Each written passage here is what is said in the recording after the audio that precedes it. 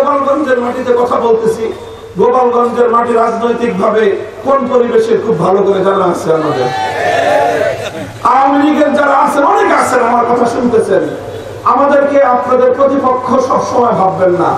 আপনাদেরকে একটা নসিহত করে যাই, উপদেশ দিয়ে যাই, কল্যাণ কামিতা করে যাই।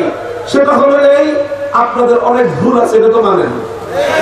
ভুল ত্রুটি সবার থাকে, আমাদেরও ভুল আছে।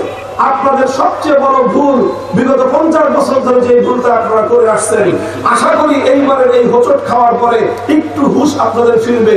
আপনারা সেই ভুলটা সংশোধন করার চেষ্টা করবেন। সেটা হলো আওয়ামী লীগের সবচেয়ে বড় ভুল, আলেমদের কাছ থেকে কোন রাজনৈতিক কথা তারা সহ্য করতে পারে না। কাজেই আমার এই কথাটা যদি আপনাদের কাছে ভালো মনে হয়, যারা এই কথাটা একটা ভালো পরামর্শ দিছে, আগামী দিনে আবার হয়তো আপনারা রাজনীতিতে পুনর্বাসিত হবেন, তাহলে এই ভুলটা সংশোধন করে আইসেন। আর যদি না আসেন, আমাদের সাথে যুদ্ধ বন্ধ হবে না। আপনারা মারবেন, আমরা মরবো, আমাদেরকে মেরে শেষ করতে পারবেন না।